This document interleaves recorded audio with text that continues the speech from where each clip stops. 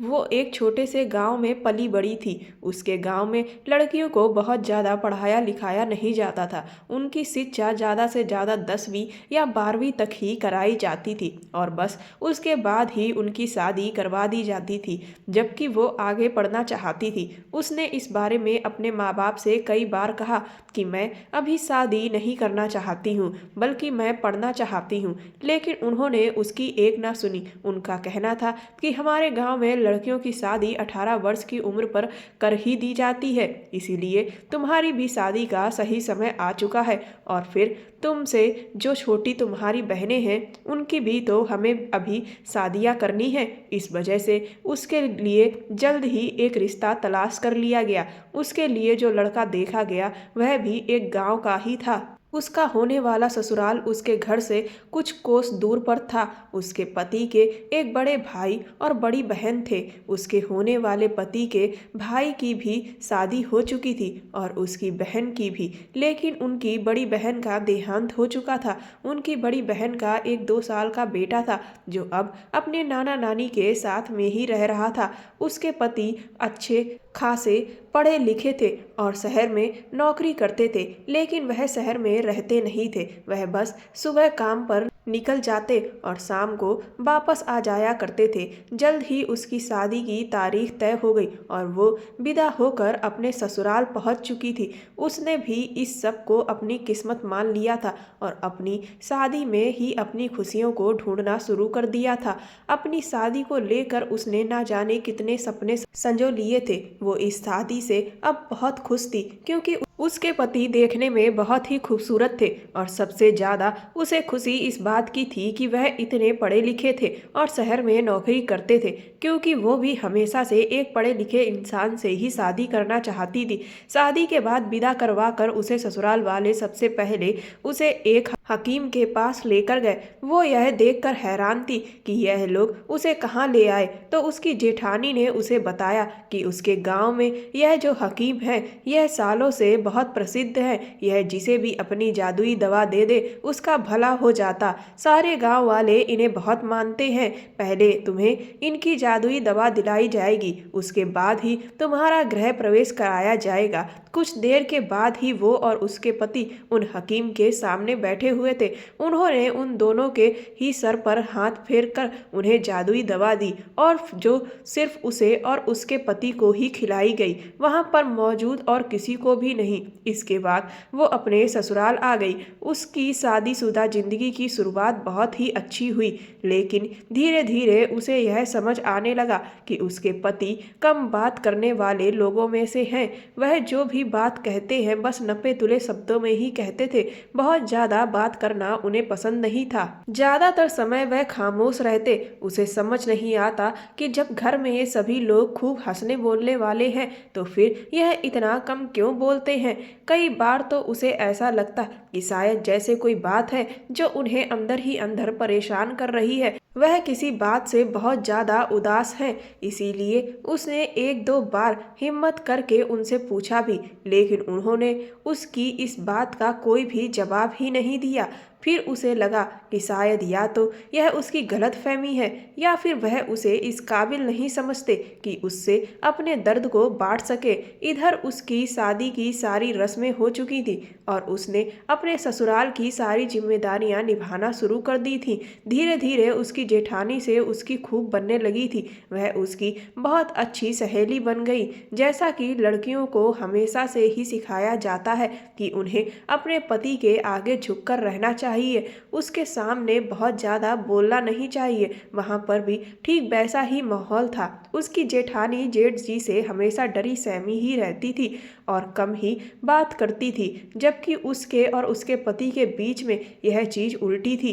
उसके पति उससे कम बात किया करते थे और वो ही उनसे ज्यादा से ज्यादा बातें करने की कोशिश करती थी। गांव में तो अक्सर ऐसा होता है कि लोग हर रोज आपके घर कुछ देर के लिए बातें करने के लिए आ जाया करते हैं। ठीक इसी तरह से उसकी सास की पहचान वाली कई औरतें हर रोज घर पर आया करती थी और उन बातों में उसने अक्सर सुना कि वह उसकी जेठानी को लेकर इस तरह के सवाल करती रहती थी कि अब तो इसकी शादी को 2 साल हो गए हैं, लेकिन अभी तक कोई बच्चा नहीं हुआ है, तो हमें तो यही लगता है कि इसे भी हकीम जी को दिखाना चाहिए, वरना यह तो हमेशा के लिए बांझ बनकर ही रह जाएगी। उसे उन लोगों की यह बातें बहुत ही बुरी लगती थी। उसने देखा था कि उनकी ऐसी बातों से उसकी जेठानी की आंखों में आंसू आ जाते थे। उनका चेहरा हर समय उतरा ही रहता था, एक अजीब सा डर उनकी आंखों में दिखता था। उसने उनसे एक दिन पूछ ही लिया कि आखिर यह हकीम जी के पास जाने वाली बात के पीछे का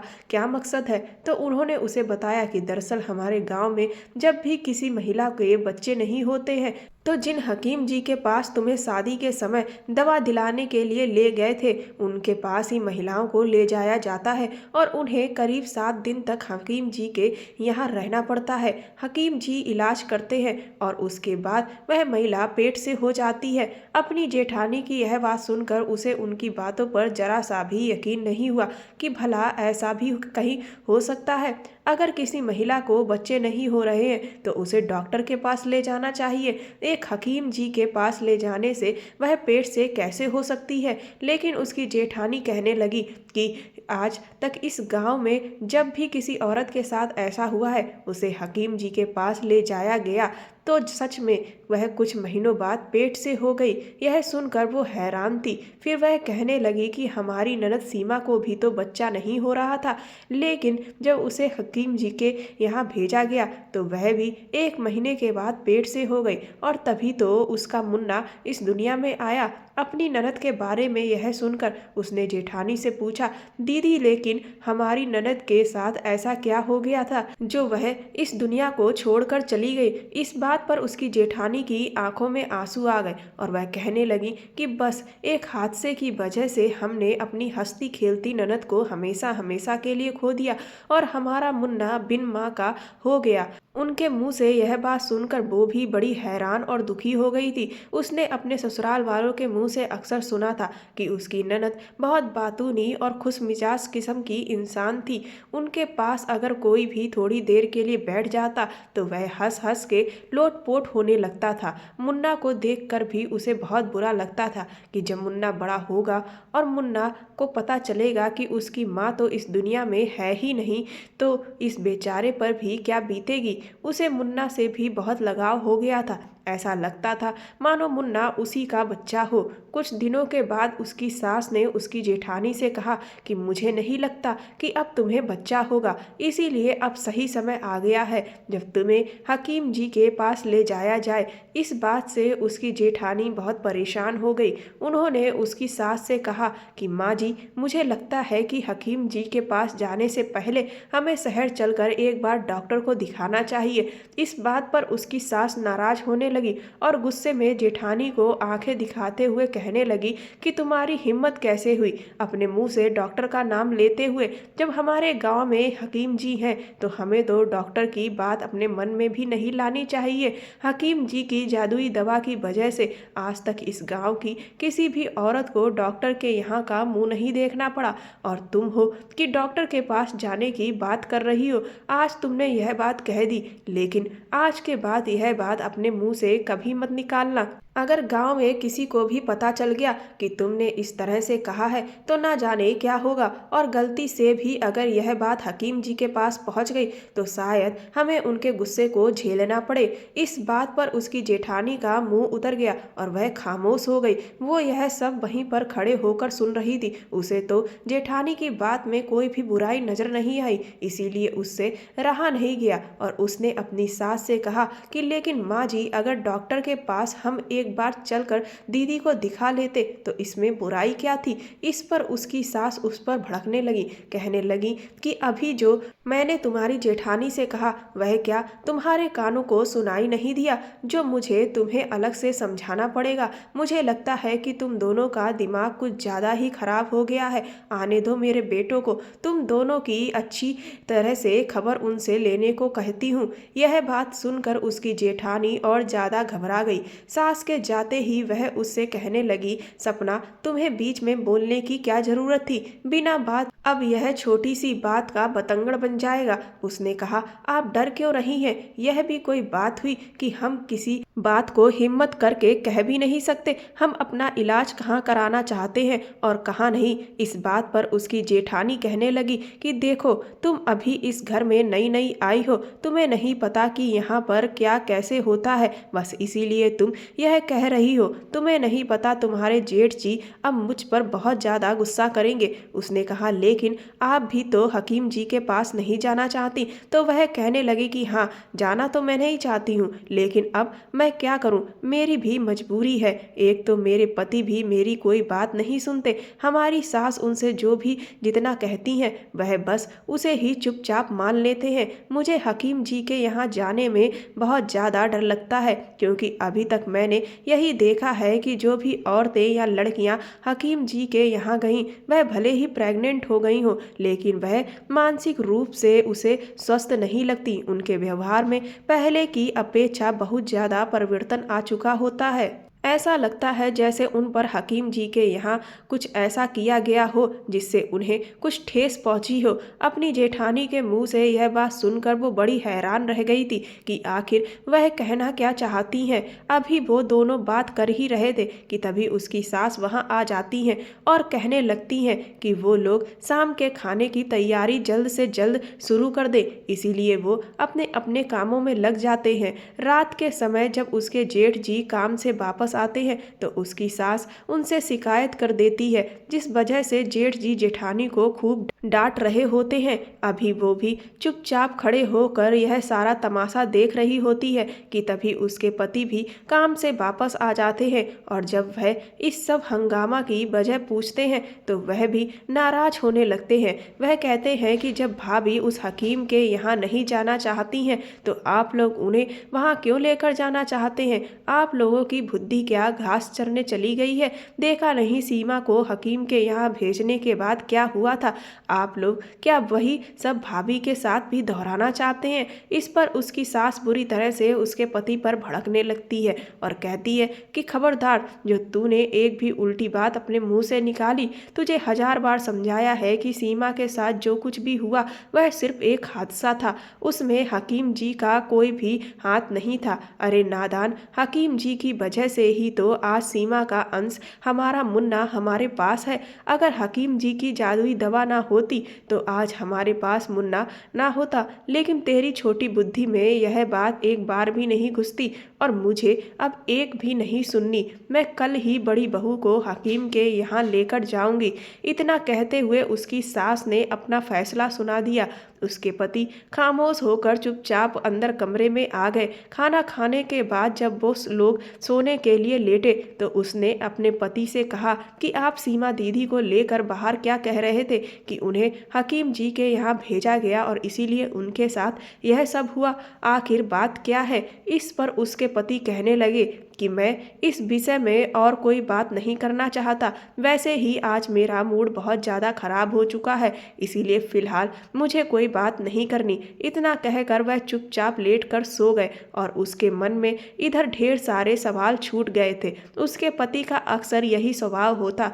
उनसे जब भी किसी विषय को लेकर बात करो तो वह उसका कोई भी ठीक से जवाब नहीं देते थे। उसे समझ नहीं आता था कि आखिर वह इस तरह का व्यवहार क्यों करते हैं। अगले दिन ही उसकी सास उसकी जेठानी को लेकर हकीम जी के यहाँ चली गई और शाम को जब वह वापस लौट कर आई तो उसकी जेठानी उसकी सास के साथ नहीं थी। उसने जब उनसे पूछा तो उन्होंने बताया कि अब जेठानी जी हकीम जी के यहाँ 7 दिनों तक रहेंगी और उसके बाद ही घर लौट कर आएंगी। जैसे तैसे वह 7 दिन बीत गए और उसकी जेठानी वापस लौट आई।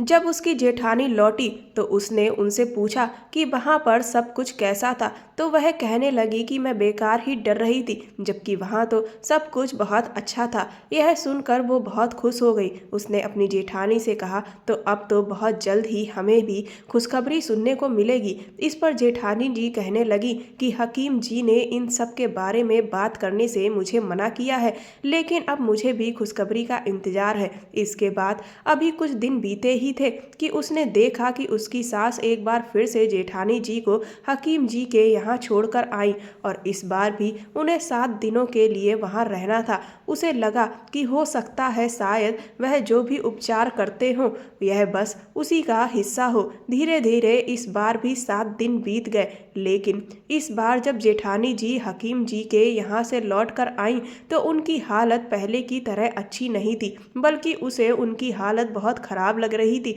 उसे समझ नहीं आ रहा था कि पहली बार जब वह हकीम जी के यहाँ से लौटी तो सब कुछ अच्छा था, लेकिन इस बार बिल्कुल वैसा ही क्यों नहीं है। जब उसने उनसे बात करने की कोशिश की तो उन्होंने उससे बात करने से भी इनकार कर दिया। वह कहने लगी कि उन्हें उनकी तबीयत कुछ ठीक नहीं लग रही है और वह अकेले रहना चाहती हैं। उस वक्त तो उसने उन्हें आराम करने के लिए उनके कमरे में अकेला छोड़ दिया, लेकिन धीरे धीरे दिन बीतने लगे पर अब पहले की तरह नहीं रही थी। अब वह उससे बिल्कुल भी बात नहीं करती थी। उससे क्या, वो तो अब उन्हें घर में किसी से भी ज़्यादा बात करते हुए नहीं देखती थी। वह चुपचाप किचन में अपना सारा काम निपटा लेती और वापस अपने कमरे में लौट जाती। इस तरह से धीरे धीरे 1 महीना बीत गया और ठीक 1 महीने के बाद उसे खुशखबरी सुनने को मिली कि उसकी जेठानी जी पेट से हैं। पूरे घर में खुशी का माहौल था, वो भी बहुत खुश थी, लेकिन जेठानी जी के चेहरे पर उसे कोई भी खुशी नजर नहीं आ रही थी। इसके पीछे क्या वजह थी उसे समझ नहीं आ रहा था, लेकिन अब उनसे कुछ भी पूछने की उसकी हिम्मत नहीं हो रही थी, क्योंकि अब वह बहुत ज़्यादा बात ही नहीं करती थी। दिन यूं ही बीत रहे थे। एक दिन वो जब अपने कमरे में आई तो उसने देखा कि उसके पति रो रहे थे। उसने उनसे घबरा कर तुरंत ही उनके रोने की वजह पूछी तो वह उससे अपने आंसुओं को छुपाने लगे। उस दिन उसने जिद पकड़ ली कि आखिर आप ऐसा कौन सा गमों का पहाड़ है जो अपने दिल में दबाए बैठे हैं, आप मुझे बताते क्यों नहीं। मैं आपकी जीवन साथी हूँ, आपके हर सुख दुख में आपका साथ देने वाली। मुझे पूरा अधिकार है कि मैं आपके सारे गमों को जानूं और उन्हें दूर करने की पूरी कोशिश करूं।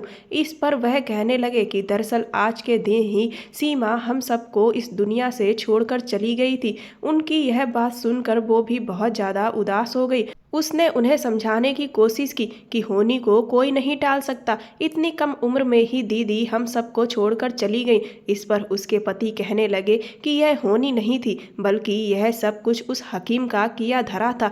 उनकी यह बात सुनकर वो हैरान रह गई। उसने कहा, आखिर आप कहना क्या चाहते हैं। इस पर वह एक बार फिर से खामोश हो गए। उसने चिढ़ते हुए उनसे कहा, आखिर कब तक आप इस खामोशी को ओढ़े रहेंगे। अपने दिल का दबा हुआ दर्द बाहर क्यों नहीं निकाल देते। आज आप सब कुछ मुझे साफ साफ बता दीजिए। इस पर उसके पति ने उसे बताया कि जब सीमा दीदी भी पेट से नहीं हुई तो उसकी सासू माँ उन्हें इन्हीं हकीम जी के पास इलाज के लिए ले गई और उसके बाद वह पेट से हो गई। लेकिन मुन्ना के पैदा होने के बाद उनकी दिमागी हालत धीरे धीरे बिगड़ने लगी। वह कई बार कहती हैं उनके साथ बहुत गलत हुआ है, लेकिन कोई भी बात ठीक से साफ तौर पर कुछ नहीं बताती। उसके पति का सीमा दीदी से बहुत ज़्यादा लगाव था। वो दोनों एक दूसरे से हर बात कह सुन लेते थे। इसीलिए उन्होंने अपनी बहन से पूछा कि आखिर ऐसी कौन सी बात है जो उनका ऐसा हाल हो गया है। तो उन्होंने दबी जुबान से उन्हें बस इतना कहा कि वह हकीम ठीक नहीं है। इससे ज़्यादा दीदी उन्हें कुछ भी नहीं कह पाई। उन्होंने उनसे कहा कि वह उन्हें साफ साफ शब्दों में बताएं, लेकिन उन्होंने आगे उसके पति को कुछ भी नहीं बताया। और फिर अगले ही दिन उसके ससुराल से खबर आई कि दीदी जब खाना बना रही थी तो अचानक से उनके कपड़ों में आग लग गई और वह उन्हें छोड़कर हमेशा हमेशा के लिए चली गई। उसके पति बोले, जबकि मैं जानता हूँ कि वह हादसा नहीं था। दीदी की हालत उस वक्त इतनी खराब थी कि मुझे पहले से ही किसी अनहोनी का अंदेशा हो रहा था और आखिर में वही सब कुछ हुआ। इतना कहकर उसके पति एक बार फिर से रोने लगे। उसने कहा कि लेकिन हम अभी भी पक्के तौर पर नहीं कह सकते कि उस हकीम की वजह से ही दीदी ने यह सब कुछ किया हो। इस पर उसके पति कहने लगे कि बात तो यही है कि मेरे पास कोई सबूत नहीं है। मेरा बस चले तो मैं अभी के अभी उस हकीम को पुलिस से पकड़वा दूं। जिसकी वजह से मेरी बहन मुझे छोड़कर चली गई। लेकिन मैं इस सब में कुछ भी नहीं कर पाया। बस यही बात मुझे अंदर ही अंदर खाए जाती है और मैं मन ही मन बहुत दुखी रहता हूँ। उसने अपने पति से कहा कि लेकिन अगर दीदी के साथ कुछ भी गलत हुआ होता तो अभी भाभी भी तो हकीम जी के यहाँ से रहकर आई हैं, तो ज़रूर कुछ ना कुछ हमें बताती। इस पर उसके पति कहने लगे कि बस यही सब बातों से तो अब मैं बहुत ज़्यादा उलझन में पड़ गया हूँ कि आखिर क्या सच है और क्या झूठ, और मेरी बहन मुझे आखिर क्या कहना चाहती थी, जबकि भाभी तो वहाँ से लौटने के बाद ऐसा कुछ भी नहीं बता रही हैं जैसा सीमा ने कहा था। उसने उनसे कहा कि हो सकता है दीदी कहना कुछ और चाह रही हो और आपने समझा कुछ और हो। इस पर उसके पति कहने लगे कि शायद तुम ठीक कह रही हो, शायद मैं ही समझने में गलती कर बैठा और इतने समय से यही सोचता रहा कि वह हकीम गलत है। उसने उनसे कहा कि देखिए, जो हो गया सो हो गया, अब आगे का सोचिए, हमें मुन्ना की परवरिश को लेकर सोचना चाहिए। इस पर उसके पति ने खुश होकर कहा कि तुम ठीक कह रही हो। इसके बाद समय पंख लगा कर कब उड़ गया उन्हें खुद पता नहीं चला और सपना की शादी को 2 साल बीत गए और इधर भाभी के भी एक प्यारी सी बेटी हो गई थी जो 1 साल की हो चुकी थी। लेकिन भाभी अब पहले की तरह नहीं रही थी, वह अब बहुत ही ज़्यादा खामोश रहती थी। यहाँ तक कि सबसे अजीब बात उसे यह लगती थी कि वह अपनी बेटी से भी कुछ खास मतलब नहीं रखती थी। वो यही सोचती थी कि कोई माँ आखिर अपने बच्चे के साथ इस तरह का व्यवहार कैसे कर सकती है। इधर 2 साल बीत गए और उसे भी बच्चे नहीं हुए तो उसके ऊपर भी लोग उंगलियां उठाने लगे थे और उसके लिए भी यही कहा जाने लगा कि उसे हकीम के यहाँ लेकर जाना चाहिए। यह सारी बातें जब उसने सुनी तो वह बुरी तरह से घबरा गई कि न जाने वहाँ पर क्या कैसा होगा। लेकिन सपना बच्चा तो चाहती थी, बस इसी वजह से मन मार कर वो अपनी सास के साथ हकीम के पास पहुंच चुकी थी। अब वो वहां पहुंची तो जिस जगह हकीम जी बैठे हुए थे वहां सभी लोग बहुत ही शांति से बैठे हुए थे। इसके बाद हकीम जी ने उसे दवा देकर अपनी एक सेविका के साथ एक कोठरी में भेज दिया। उसे उस कोठरी में 7 दिनों तक रहना था। उस कोठरी में नित्य क्रम की सारी व्यवस्थाएं थीं और खाना पीना सेविकाएं उन्हें उस कोठरी में ही दे जाया करती थी। उसका पहला दिन ही जैसे तैसे बीता, लेकिन जब रात हुई तो उसे अजीब सी घबराहट होने लगी। वो डर रही थी कि ना जाने यहाँ कहीं उसके साथ कुछ गलत ना हो जाए। अभी वो बैठकर यही सब सोच रही थी कि तभी अचानक उसे उसकी कोठरी का दरवाजा खुला, जिससे वो बुरी तरह से डर गई और एक बड़ा सा साया उसके कमरे की ओर आगे बढ़ा। अचानक से उसकी कोठरी का दरवाजा खुला जिससे वो बुरी तरह से डर गई और एक बड़ा सा साया उसके कमरे की ओर आगे बढ़ता हुआ नजर आया। उसके हाथ पैर बुरी तरह से कांपने लगे थे। डर के कारण उसने अपनी आंखें जोर से बंद कर ली कि तभी किसी ने उसके कंधे पर हाथ रखा, जिससे उसकी चीख निकल गई और वो एक झटके से दूर भाग कर खड़ी हुई। लेकिन जब उसने पीछे पलट कर देखा तो सामने खड़ा हुआ शख्स और कोई नहीं बल्कि उसके पति ही थे। उन्हें देखकर तो वो खुशी से फूली नहीं समाई। फिर वह उससे कहने लगे कि हकीम जी ने आदेश दिया है कि मुझे यहाँ पर 7 दिनों तक हर रात तुम्हारे साथ यहीं रहना है। यह सुनकर तो वह बहुत ही ज़्यादा खुश हो गई। अब उसे पूरा यकीन हो गया था कि अब तक वो जो भी हकीम जी के बारे में सोच रही थी वह सब गलत था। वह 7 दिन कब और कैसे बीत गए उसे खुद भी पता नहीं चला। वो बहुत ज़्यादा खुश थी। उसका हकीम जी पर अब विश्वास अटूट होने लगा था। इधर वो वापस अपने ससुराल लौट आई थी। उसने सभी से हकीम जी की बहुत तारीफ की और फिर कुछ दिनों के बाद ही उसे फिर से उसकी सास हकीम जी के यहाँ छोड़ आई थी। इस बार वो पहले की तरह डरी सहमी नहीं थी बल्कि बहुत खुश थी, क्योंकि अब उसके अंदर का सारा डर निकल चुका था। दोबारा वहां जाने के पहले दिन जब रात हुई तो वो बेसब्री से अपने पति के आने का इंतजार करने लगी। उसे लग रहा था कि उसके पति आज भी आ जाएंगे, लेकिन करीब आधी रात हो गई लेकिन वह नहीं आए। इस वजह से वो थोड़ा सा परेशान हो गई। फिर इसी परेशानी की वजह से वो सो भी नहीं पा रही थी। उसे जब प्यास लगी तो वो मटके से पानी लेने के लिए उठकर गई। तभी उसकी नज़र खिड़की से बाहर एक शख्स पर पड़ी जिस पर उसे थोड़ा सा संदेह हुआ। वो तुरंत ही खिड़की के पास गई। ध्यान से देखा तो सामने वाला शख्स कोई और नहीं हकीम जी ही थे वह सामने वाली बनी कोठरी में अंदर जा रहे थे। उसे समझ नहीं आया कि आखिर हकीम जी इतनी रात को उस कोठरी में क्यों जा रहे हैं, क्योंकि यहाँ बनी हुई सभी कोठरियों में जो भी महिलाएं हकीम जी से अपना इलाज करवाने के लिए आती हैं वही रुकती हैं। तो फिर आखिर हकीम जी इतनी रात में उस कोठरी में क्यों जा रहे हैं? वो तुरंत ही अपनी कोठरी से बाहर निकली, यह देखने के लिए कि आखिर वहाँ पर क्या होने वाला है। लेकिन तभी उसे यहाँ का बताया हुआ नियम याद आया कि अपनी कोठरी से कोई भी औरत बाहर नहीं जा सकती। उन 7 दिन अपनी कोठरी के अंदर ही रहना है। लेकिन क्योंकि उसे बहुत ज़्यादा उत्सुकता हो रही थी, इस वजह से वो दबे पांव चुपके से उस ओर चली गई जिधर हकीम जी को उसने जाते हुए देखा था। कुछ ही देर में लंबे कदम भरते हुए वो भी उस कोठरी के पास पहुंच चुकी थी और अंदर से उसे कुछ अजीब सी आवाज़ सुनाई दे रही थी। वैसे तो उसने देखा था कि हर कोठरी में एक ही महिला को रखा जाता था, लेकिन उस कोठरी में जब उसने झांक कर देखा तो वहां पर 3 महिलाएं थीं। पर सवाल अभी भी वही का वही था कि आखिर हकीम जी इतनी रात में उस कोठरी में क्या कर रहे थे। वो चुपचाप खड़े होकर सब कुछ देख रही थी कि तभी उसने फिर आगे जो देखा उससे तो उसके होश ही उड़ गए। हकीम जी ने वह किया जिसके बारे में वो सपने में भी नहीं सोच सकती थी। उन्होंने तो तीनों के साथ एक साथ ही वो डर की वजह से तुरंत ही वापस अपनी कोठरी में आ गई। अब तो उसे बहुत डर लग रहा था। उसने तुरंत ही घबरा कर अपनी कोठरी का दरवाजा बंद करने की कोशिश की, लेकिन यह देखकर तो वो दंग रह गई कि दरवाजे में अंदर से बंद करने के लिए तो कुंडी ही नहीं थी। अब उसे समझ नहीं आ रहा था कि आखिर वो क्या करे। वो अब एक बहुत बड़ी मुसीबत में फंस चुकी थी। उसे अब अपने ऊपर भयंकर संकट नजर आने लगा था। इसका मतलब सीमा दीदी ने उसके पति से जो भी कहा था वह बिल्कुल सच कह रही थी। उसकी आंखों के सामने उसकी जेठानी का चेहरा घूमने लगा। उसे अब याद आने लगा कि क्यों उसकी जेठानी हकीम जी से इलाज कराने के बाद से जब से घर लौटी थी तो उनकी हालत ऐसी थी। अब उसे सब कुछ साफ साफ नजर आ रहा था, लेकिन अब वो क्या कर सकती थी। इतनी रात को वो कहीं जा भी नहीं सकती थी और यहाँ से वो किसी से कुछ कह भी नहीं सकती थी। उसने खुद को हिम्मत दी और यह सोचा कि बस कल सुबह होने तक का उसे इंतजार करना है। सुबह होते ही वो कुछ भी करके इस कोठरी से बाहर निकल जाएगी। वो यही सब सोच रही थी कि तभी उसकी कोठरी का दरवाजा खुला और जब उसने सामने नजर डाली तो उसके सामने और कोई नहीं बल्कि हकीम जी ही खड़े हुए थे। उन्हें देखकर तो उसके पैरों तले जमीन ही खिसक गई थी।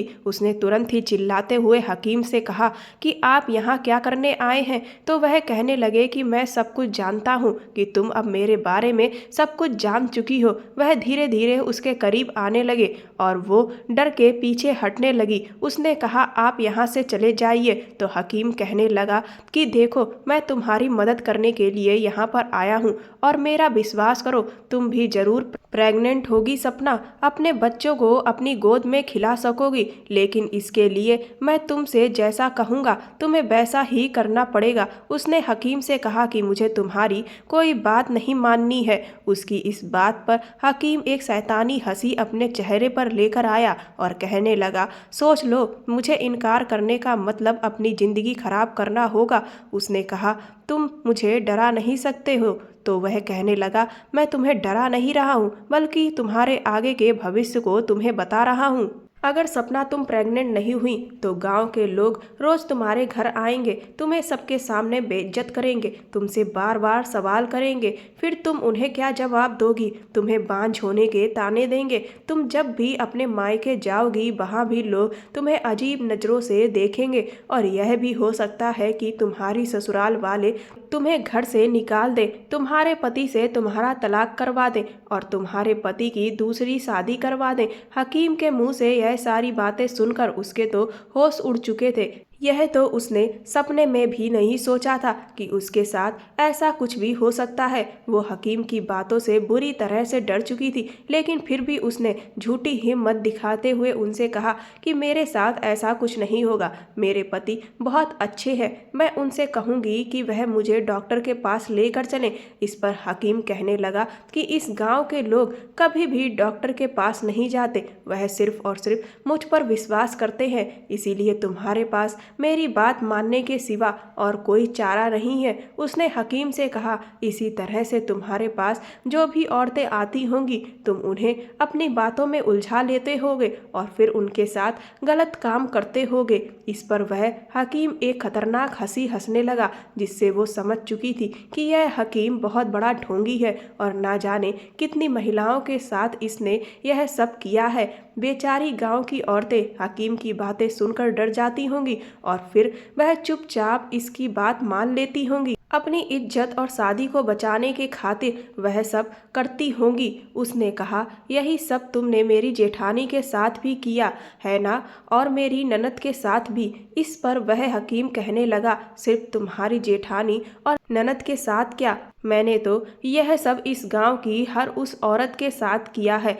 जो उसके पास अपना इलाज करवाने के लिए आई। उसे उस हकीम पर बहुत तेज गुस्सा आने लगा। उसने उससे कहा, इसका मतलब तुम्हारी वजह से ही मेरी ननद ने अपनी जिंदगी को ख़त्म कर लिया। वह अपने मासूम से बच्चे को छोड़कर इस दुनिया से हमेशा के लिए चली गई। इस पर वह हकीम बोला कि मैं तो लड़कियों की शादीशुदा ज़िंदगी को बचाता हूँ, इसीलिए तुम भी मेरी बात मानो और अपनी शादीशुदा ज़िंदगी को बचा लो। उसने कहा, लेकिन ऐसा कैसे है कि इस गांव की ज़्यादातर औरतें प्रेग्नेंट नहीं हो पा रही। इस पर वह अपनी सेखी भगाड़ते हुए बोला, यह सब भी मेरा ही कमाल है। उसने हैरत से उसे देखा तो वह अपनी तारीफ में कसीदे पढ़ते हुए कहने लगा कि गांव वाले बहुत बड़े बेवकूफ़ हैं, क्योंकि असल में वह मासूम भी है। उन्हें आज तक यह बात समझ नहीं आई कि इसी गांव की औरतों के साथ यह समस्या क्यों है कि वह प्रेग्नेंट नहीं हो पाती हैं। उसने कहा, यही सवाल ना जाने कब से मेरे दिमाग में आ रहा है।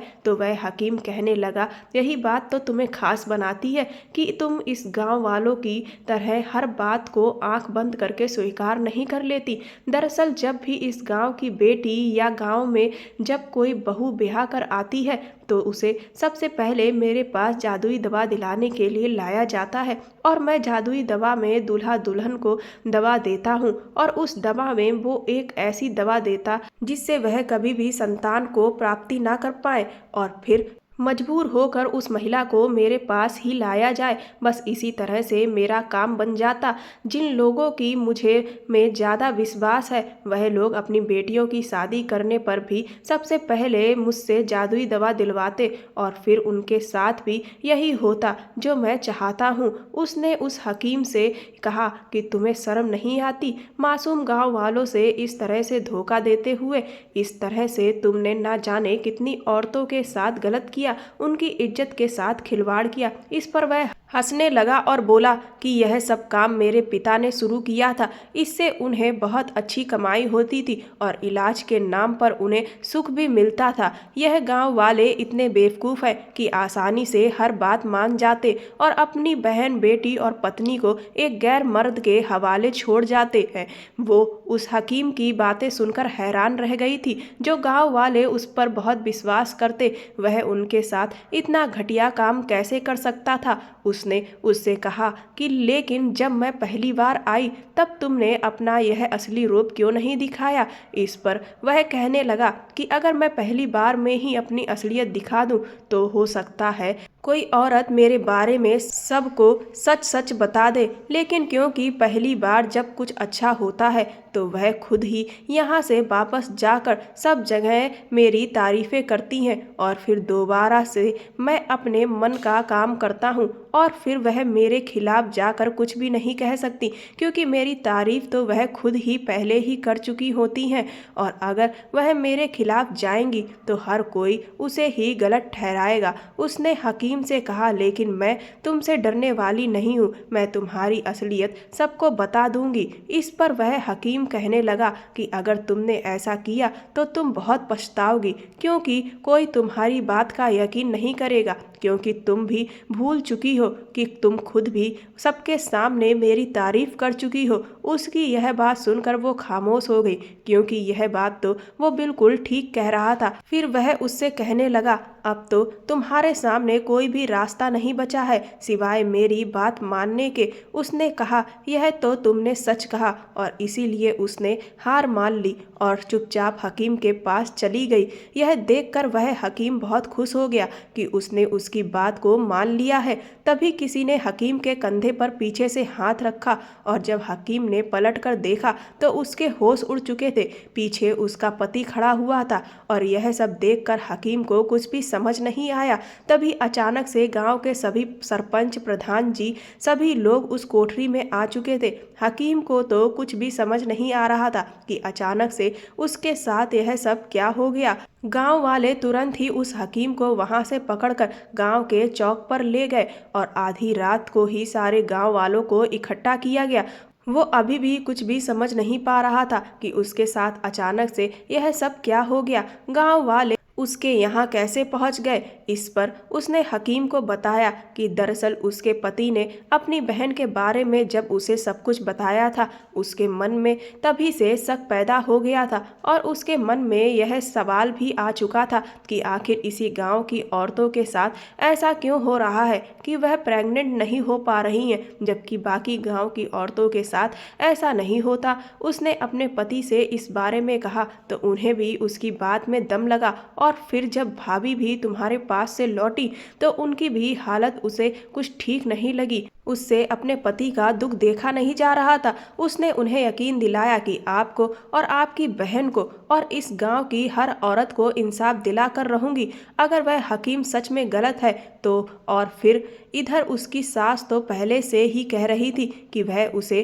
तुम्हारे यहाँ लेकर जाएगी, इसीलिए उसने चुपचाप उनकी बात मान ली और उसके पति ने भी उनका विरोध नहीं किया। इस गांव में सबसे ज़्यादा पढ़े लिखे उसके पति ही थे और जब उन्होंने गांव के सरपंचों से और प्रधान जी से इस बारे में बात की तो पहले तो उन्होंने उसके पति को खूब खरी खोटी सुनाई, लेकिन उनके घर की जो महिलाएं थी उन्होंने साफ तौर से तो ना सही पर दबी जुबान से उनके घर के आदमियों से कहा कि वह उसके पति का साथ दें और जो सच है उसे बाहर लेकर आए। इस पर गांव के सरपंचों और प्रधान को ना चाहते हुए भी उसके पति का साथ देना पड़ा और उसने भी इसी तरह से दिखाया कि वो तुम पर पूरा भरोसा कर रही है और तुमसे डर रही है। तुमने जब अपनी वाहवाही के चक्कर में उसे सब कुछ सच सच बताया, उस वक्त गांव के सरपंच, मुखिया, उसके पति, सभी लोग पहले से ही कोठरी के बाहर मौजूद थे और जब उन्होंने सब कुछ अपनी आंखों से देखा, कानों से सुना,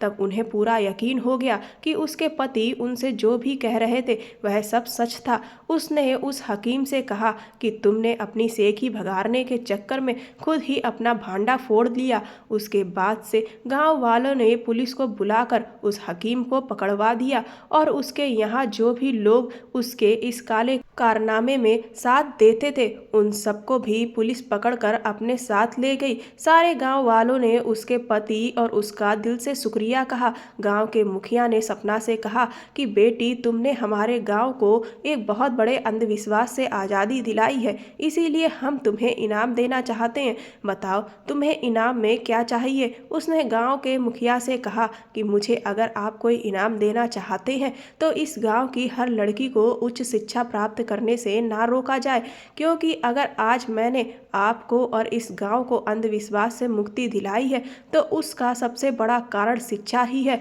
अगर मैं पढ़ी लिखी ना होती और मेरे पति भी इतने पढ़े लिखे ना होते तो जो बात हमने सोची और जिस तरीके से हमने उस हकीम का भांडा फोड़ किया है वह तरीका शायद हमें भी कभी नहीं सूझता। और जैसे इतने सालों से अब तक सभी लोग आंखें बंद करके उस हकीम पर विश्वास करते रहे, हम भी यही करते रहते। शिक्षा में बहुत ताकत होती है, यह हमें सोचने समझने की ताकत देती है, तर्क करने की ताकत देती है और जब हमारे गांव की महिलाएं पढ़ी लिखी होंगी तो हमारा गांव और भी ज़्यादा समृद्ध होगा। उसकी बात सुनकर सभी गांव की महिलाएं और सभी लोग बहुत खुश हो गए। उन्होंने खूब तालियां बजाई और उसी दिन गांव के प्रधान और मुखिया ने ऐलान किया कि अब से इस गांव की किसी भी लड़की को उच्च शिक्षा प्राप्त करने से नहीं रोका जाएगा। वह जब तक पढ़ना चाहें तब तक उन्हें पढ़ने दिया जाएगा और इस गांव में जो भी बहू आएगी वह भी पढ़ी लिखी ही आएगी। साथ ही साथ गांव में एक इंटर कॉलेज भी खुलवाया जाएगा ताकि गांव की सभी लड़कियों को इंटर की शिक्षा के लिए कोसों दूर वाले कॉलेज में ना जाना पड़े। मुखिया जी के फैसले से सपना बहुत ज़्यादा खुश थी। उसके ससुराल वालों को, यहाँ तक कि सभी गांव वालों को उस पर और उसके पति पर बहुत फक्र था। घर लौटने के बाद उसने अपने पति से कहा कि अब तो आप खुश हैं, अब तो आपके मन में कोई भी दुख नहीं है। इस पर उसके पति ने कहा कि सच में मैं तुम्हारे जैसी जीवन साथी पाकर खुद को धन्य महसूस कर रहा हूँ। तुमने न सिर्फ मेरी बहन को इंसाफ दिलाया बल्कि गाँव की हर औरत को इंसाफ दिलाया। इसके बाद सपना ने अपना और अपने पति का शहर के सबसे अच्छे डॉक्टर से इलाज करवाया और 1 साल के बाद सपना का भी एक प्यारा सा बच्चा हो गया। लेकिन सीमा दीदी के मुन्ने को वो आज भी अपने बच्चे के जैसा ही प्यार करती है। दोस्तों, हमें कभी भी किसी अंधविश्वास में नहीं पड़ना चाहिए और खास तौर पर ढोंगी और पाखंडी लोगों से बचकर रहना चाहिए। शिक्षा चाहे लड़का हो या लड़की, दोनों के लिए बहुत जरूरी है। इसीलिए शिक्षा के लिए कभी भी भेदभाव ना करें, क्योंकि यह हमें तर्क करने की ताकत देती है जिससे कोई भी हमारा फायदा नहीं उठा सकता। कहानी पसंद आई हो तो चैनल को सब्सक्राइब कर वीडियो को लाइक कर दें और वीडियो को ज़्यादा से ज़्यादा शेयर करें। धन्यवाद।